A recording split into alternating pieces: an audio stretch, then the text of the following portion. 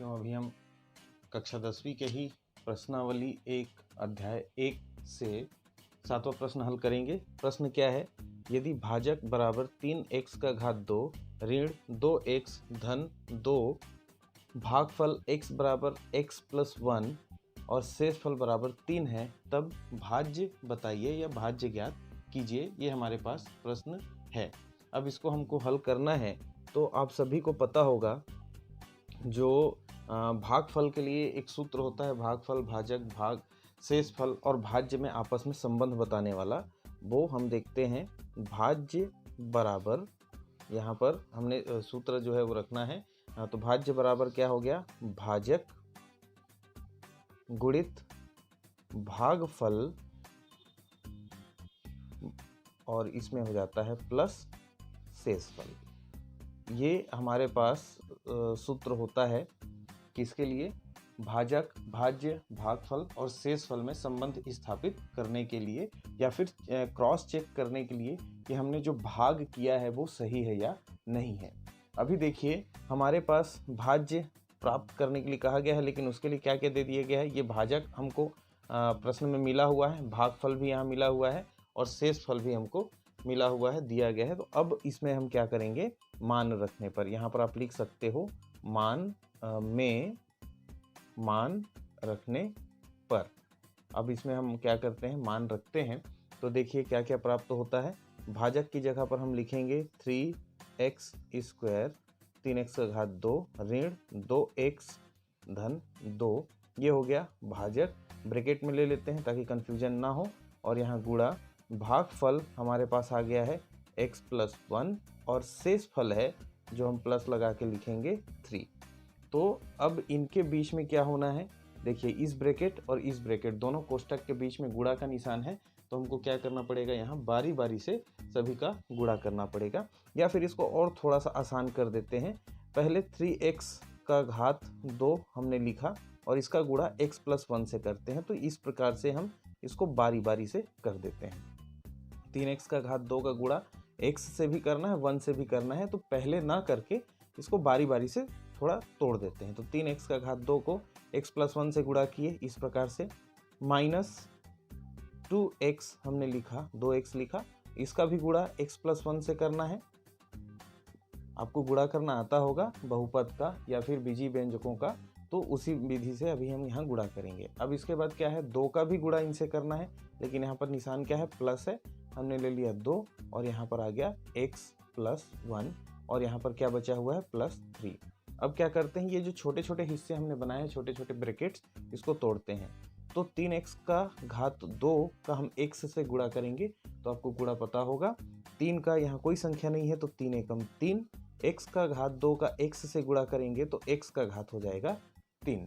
यहाँ पर दिख नहीं रहा है, एक मिनट सॉरी, हाँ, 3x का घात 3। अब उसके बाद 3x का घात 2 का हमको 1 के साथ गुणा करना है। तो 3x का घात 2। लेकिन साथियों देखेंगे 3x का घात 2 के सामने कोई निशान नहीं है, मतलब ये क्या है? धनात्मक संख्या है। धनात्मक का धनात्मक संख्या के साथ गुणा करेंगे तो यहाँ पर जो निशान होगा वो धन ही होगा। अब इसके बाद यहाँ भी हम देखेंगे माइनस, और यहाँ पर कोई निशान नहीं, मतलब ये प्लस होता है। तो प्लस और माइनस का गुणा करने से माइनस आएगा। 2 का यहाँ कोई संख्या नहीं इसलिए 2 ही लिखेंगे। और x का x के साथ गुणा करेंगे, x का घात हो जाएगा 2। फिर उसके बाद जैसे अभी यहाँ पर किया था, तो ये जो संख्या था सेम हो जाता है जब 1 से गुणा करते हैं। तो ऐसे 2x का 1 के साथ गुणा करेंगे तो वो 2x ही होगा, लेकिन ये प्लस और माइनस का क्या बन जाएगा? यहाँ पर माइनस हमको वैल्यू मिलेगा। यहाँ पर बोर्ड थोड़ा सा उसके बाद प्लस हम लेते हैं फिर से। यहाँ पर 2 का x से गुणा किए 2x, और फिर उसके बाद 2 का 1 से गुणा किए 2 एकम 2, लेकिन ये भी प्लस है, ये भी प्लस है, तो यहाँ पर प्लस हो जाएगा और यहाँ पर आ जाएगा प्लस 3। अब साथियों क्या करना है? हमको x के घात जो मिले हुए हैं उनको बढ़ते क्रम से हल करते जाना है। तो देखिए, x का घात यहाँ पर 3 है, इसके अलावा कहीं पर भी x का घात 3 नहीं है। तो इस वाले पद को सबसे पहले लिखेंगे। तो 3x का घात 3 हमने इसका उत्तर लिखा। अब उसके बाद हमारे पास जो अन्य पद हैं उन पदों को भी हम देखते चलते हैं।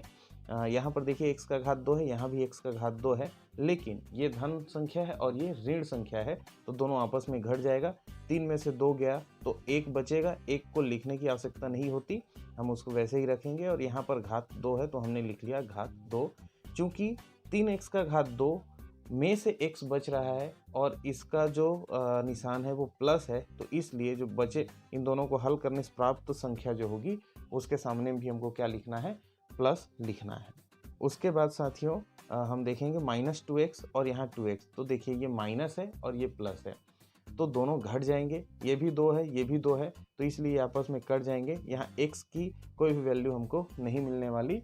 उसके बाद हमारे पास जो संख्या बच जाता है कौन कौन सा, 2 और 3, 2 भी धनात्मक है, 3 भी धनात्मक है, तो दोनों आपस में जुड़ जाएंगे और उसका वैल्यू जो हमको मिलेगा वो आ जाएगा 5 और यहाँ पर निशान आ जाएगा प्लस।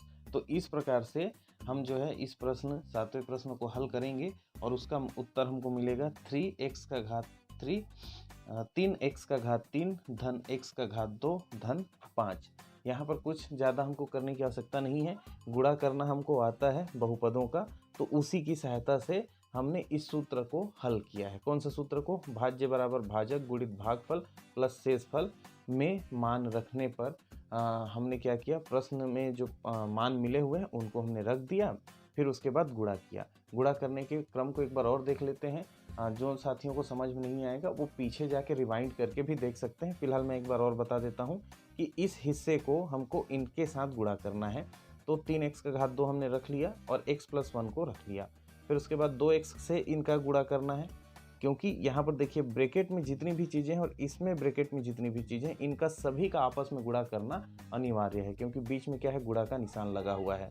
तो 3x का घात 2 का पहले इन दोनों से करेंगे, फिर 2x का करेंगे, फिर 2 का करेंगे। तो इसलिए हमने क्या किया, 3x का घात 2 को x + 1 के साथ गुणा के रूप में तोड़ लिया, 2x को x + 1 के साथ गुणा के रूप में तोड़ लिया और 2 को x + 1 के साथ गुणा के रूप में तोड़ लिया और फिर उसके बाद जो +3 था उसको हमने रख लिया।